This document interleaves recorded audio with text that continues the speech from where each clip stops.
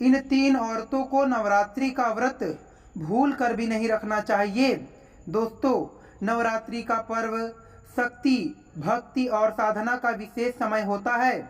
इस दौरान कई लोग माँ दुर्गा की कृपा पाने के लिए उपवास रखते हैं। हालांकि कुछ विशेष परिस्थितियों में व्रत रखना स्वास्थ्य के लिए हानिकारक हो सकता है। खास तौर पर महिलाओं को अपने स्वास्थ्य और शारीरिक स्थिति के अनुसार व्रत रखने या न रखने का निर्णय लेना चाहिए। कुछ ऐसी महिलाएं हैं जिन्हें नवरात्रि का व्रत भूल कर भी नहीं रखना चाहिए, क्योंकि इससे उनके स्वास्थ्य पर नकारात्मक प्रभाव पड़ सकता है। आइए जानते हैं कौन सी महिलाएं व्रत से बचें और इसके पीछे क्या कारण हैं। दोस्तों, आज की इस वीडियो में हम आपको नवरात्रि की एक बहुत ही पावन कथा सुनाएंगे और साथ ही यह भी बताएंगे कि कौन सी तीन महिलाएं ऐसी हैं जिन्हें भूलकर भी नवरात्रि का व्रत नहीं रखना चाहिए और कौन ऐसे कार्य हैं जिन्हें नवरात्रि के दिनों में नहीं करना चाहिए, क्योंकि यदि ऐसा किया जाता है तो माता दुर्गा आपसे रुष्ट हो जाएंगी और आपके घर को छोड़कर चली जाएंगी। दोस्तों, आज की कथा विशेष रूप से माताओं और बहनों के लिए बहुत ही महत्वपूर्ण है, इसलिए मेरा आप सभी से अनुरोध है कि आप इस कथा को शुरू से लेकर अंत तक पूरा ध्यान से सुने। जो भी श्रोता इस कथा को पूरी श्रद्धा और विश्वास के साथ सुनते हैं, माता दुर्गा जी की कृपा उनके परिवार पर सदैव बनी रहती है और उनके परिवार के सभी संकट माता दुर्गा स्वयं हर लेती हैं, जिससे उनका जीवन सुखमय हो जाता है। दोस्तों, आप सभी को इस वीडियो को पूरा श्रवण करना चाहिए ताकि आपको पूरी जानकारी मिल सके, क्योंकि अधूरा ज्ञान पाप के समान होता है। दोस्तों, अब बिना अधिक समय गवाएं हम इस ज्ञानवर्धक कथा की शुरुआत करते हैं। दोस्तों, एक बार भगवान श्री विष्णु जी अपने सिंहासन पर विराजमान थे। तभी वहां पर देवर्षि नारद जी प्रकट हो जाते हैं। तब भगवान श्री विष्णु जी देवर्षि नारद जी से कहते हैं, हे देवर्षि नारद जी, आज आप यूं अचानक से हमारे पास किस प्रयोजन से पधारे हैं। फिर भगवान श्री विष्णु जी की यह बात सुनकर देवर्षि नारद जी भगवान श्री विष्णु जी से कहते हैं, हे प्रभु, आज मेरे मन में एक प्रश्न उठ रहा है जिसका उत्तर पाने की अभिलाषा लेकर मैं आपके पास आया हूँ। दोस्तों, तब भगवान श्री विष्णु जी देवर्षि नारद जी से कहते हैं, हे देवर्षि नारद जी, आप निश्चिंत होकर अपने उस प्रश्न को पूछिए। हम आपको आपके सभी प्रश्नों के उत्तर अवश्य देंगे।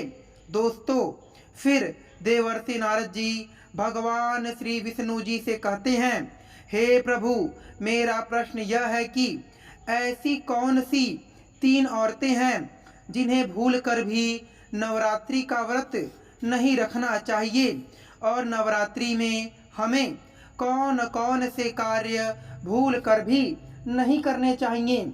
फिर देवर्षि नारद जी के मुख से इस प्रश्न को सुनकर भगवान श्री विष्णु जी देवर्षि नारद जी से कहते हैं, हे देवर्षि नारद जी, आज आपने सच में बहुत ही महत्वपूर्ण प्रश्न किया है। इस प्रश्न का उत्तर देने से पहले हम आपको नवरात्रि की एक अत्यंत पावन कथा सुनाना चाहते हैं।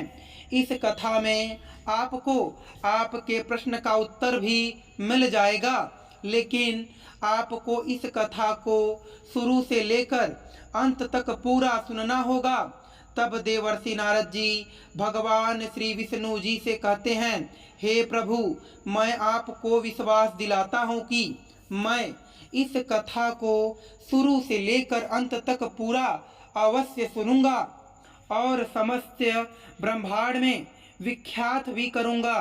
फिर भगवान श्री विष्णु जी देवर्षि नारद जी को कथा सुनाते हुए कहते हैं, हे नारद, किसी गांव में एक धनवान व्यापारी रहता था, जिसमें उसकी सिर्फ एक ही पुत्री थी, जो कि बहुत ही सुंदर थी। वह व्यापारी अपनी पुत्री से बहुत प्रेम करता था, क्योंकि उसकी पुत्री उसका और उसकी पत्नी का बड़े ही अच्छे तरह से सम्मान करती थी। और शाम को व्यापारी और अपनी माँ के पैर भी दबाती थी। व्यापारी की उस पुत्री का नाम अमृता था, जो वह प्रतिदिन इस तरह से अपने माता पिता की सेवा करते हुए धीरे धीरे बड़ी हो रही थी। इसलिए अब व्यापारी और उसकी माँ को उसके विवाह को लेकर चिंतित रहने लगे। फिर एक दिन की बात है, वह व्यापारी अपने कमरे में बैठा किसी गहरी सोच में डूबा हुआ था। तभी उसकी पत्नी वहां आकर कहती है, हे नाथ, हमारी पुत्री अब विवाह योग्य हो गई है। हमें जल्द ही उसके लिए एक उपयुक्त वर तलाश कर उसका विवाह कर देना चाहिए, ताकि वह अपने घर की हो जाए और सुखपूर्वक जीवन व्यतीत कर सके। लेकिन मुझे चिंता है कि हमारी भोली भाली पुत्री से कौन विवाह करेगा? क्या हमें इसके लायक कोई अच्छा वर मिलेगा?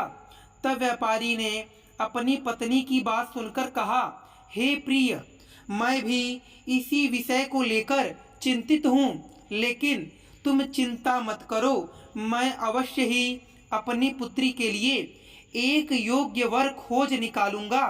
फिर वे दोनों अभी यह बात कर ही रहे थे कि तभी अमृता कमरे में आ जाती है, जिससे माता पिता को चुप देखकर वह पूछती है, पिताजी, आप दोनों किस बारे में बात कर रहे थे?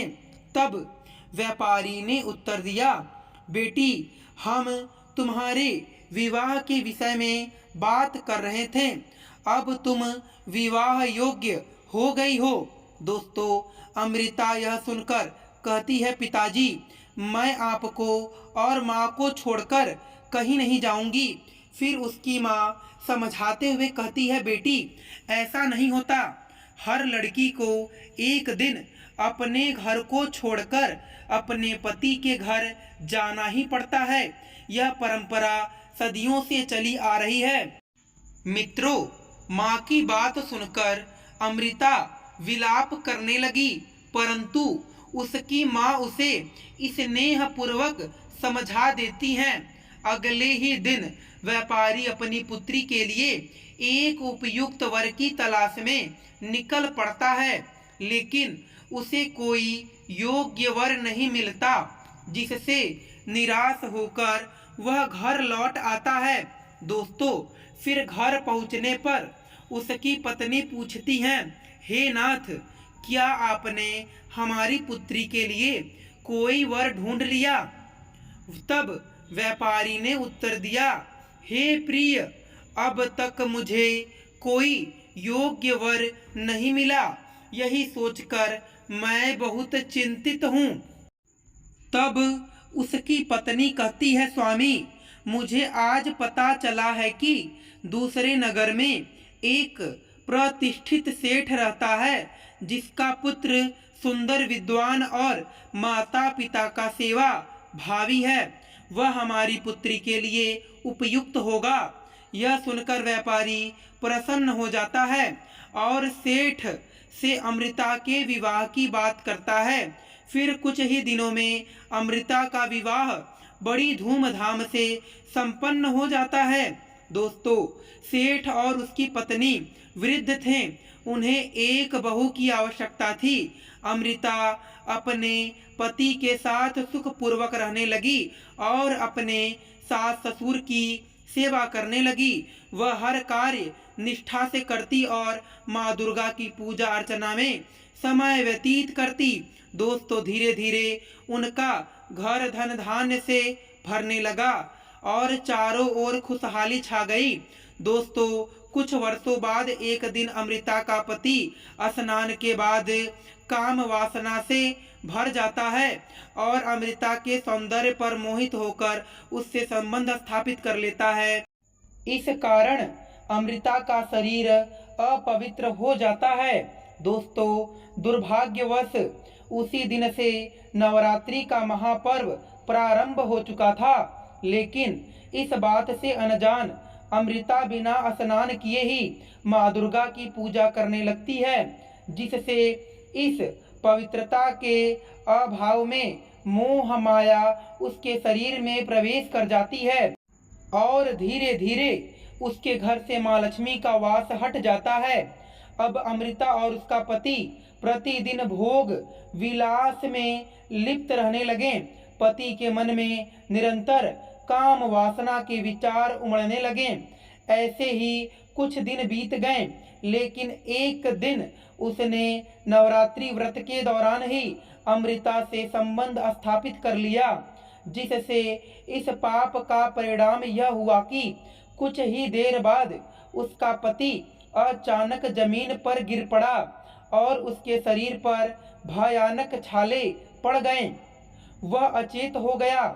यह देखकर अमृता जोर जोर से विलाप करने लगी और सोचने लगी कि उससे इतना बड़ा पाप कैसे हो गया।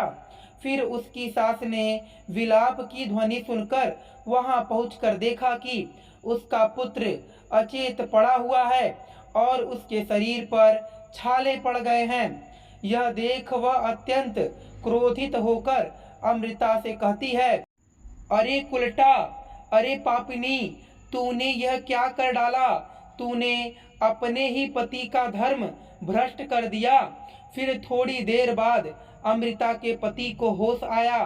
तब उसने अपने शरीर को देखा तो वह बड़े आश्चर्य में पड़ गया कि उसे क्या हो गया है, और उसे कुछ समझ में भी नहीं आ रहा था कि वह अपने इलाज के लिए क्या करे। उसे कौन सी बीमारी हो गई है यह भी नहीं पता था।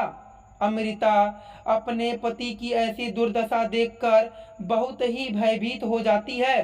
तब उसकी सास उससे कहती है कि हे निर्लज्ज, तू अब इस घर में नहीं रह सकती। तू अभी इस घर को छोड़कर चली जा। तुझ जैसी कुलटा स्त्री का इस घर में रहना उचित नहीं है। मेरा पुत्र अच्छी तरह से अपने जीवन का निर्वाह कर रहा था, लेकिन तू जब से इस घर में आई है तब से तूने मेरे पुत्र के जीवन को नरक बना दिया है।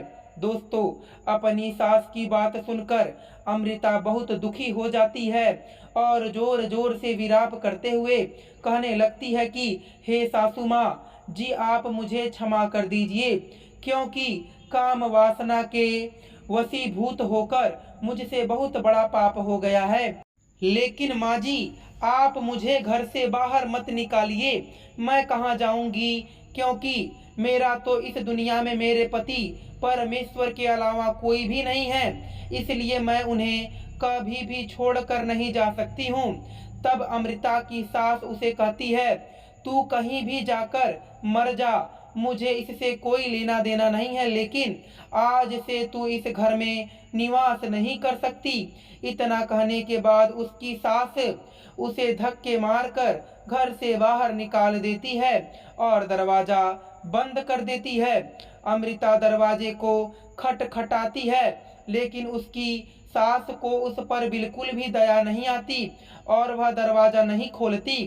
थक हार कर और परेशान अमृता घर से बाहर जाने लगती है। उसे अपनी भूल पर पछतावा हो रहा था, लेकिन उसे यह समझ नहीं आ रहा था कि अब उसे क्या करना चाहिए।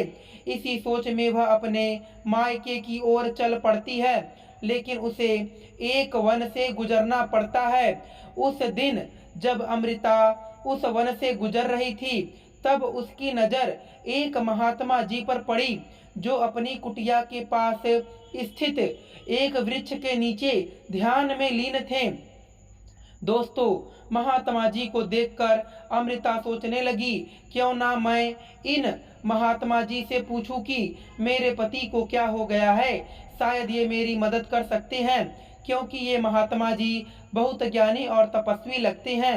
यह सोचकर अमृता महात्मा जी के पास पहुंची और उनके सामने बैठकर जोर जोर से विलाप करने लगी। कुछ देर बाद महात्मा जी ने अपनी आंखें खोली और देखा कि उनके सामने एक सुंदर स्त्री बैठी हुई है, जो बहुत जोर जोर से रो रही है।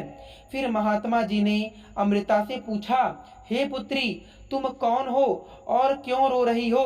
तब अमृता ने कहा, हे महात्मा, मेरा नाम अमृता है और मेरा विवाह एक सेठ परिवार में हुआ है, लेकिन एक दिन मेरा पति को क्या हो गया, वह मुझसे संबंध बनाने लगा और यह कई दिनों तक चलता रहा।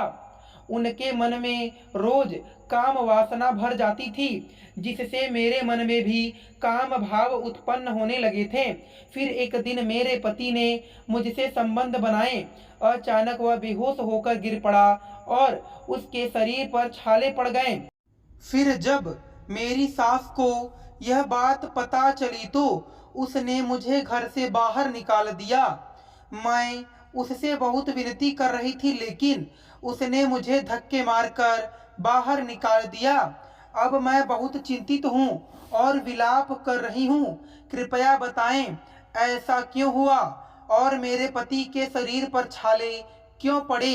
दोस्तों, महात्मा जी ने अमृता की बात सुनकर अपनी आंखें बंद की और अपने तपोबल से अमृता के जीवन की घटनाओं को देख लिया। फिर उन्होंने कहा, हे पुत्री, उस दिन नवरात्रि का महापर्व शुरू हो गया था और माता दुर्गा तुमसे रुष्ट हो गईं, जिसके कारण तुम्हारे पति के शरीर पर छाले आ गए।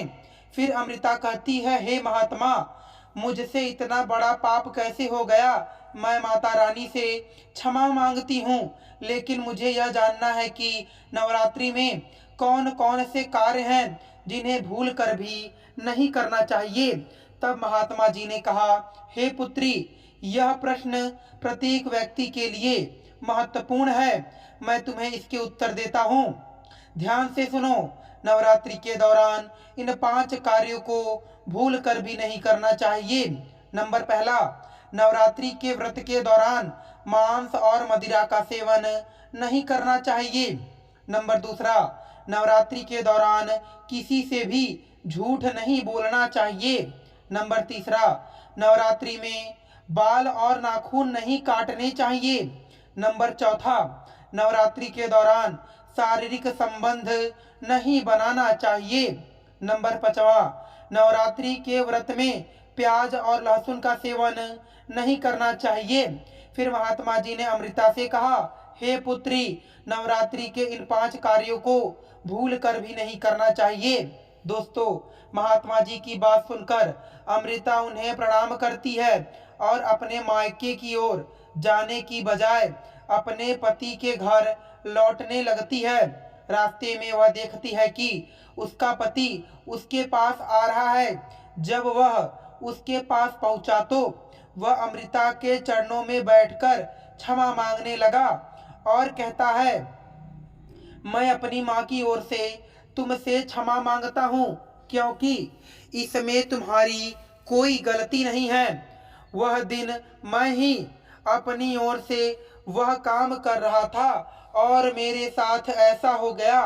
फिर अमृता अपने पति को क्षमा कर देती है और वे दोनों घर लौट आते हैं। फिर अमृता की सास भी उससे क्षमा मांगती है और अमृता उसे भी क्षमा कर देती है।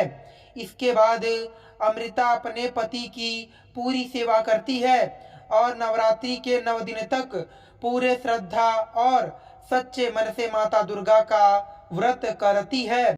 फिर माता दुर्गा उससे प्रसन्न हो जाती हैं और कुछ दिनों बाद उसका पति पूरी तरह से ठीक हो जाता है।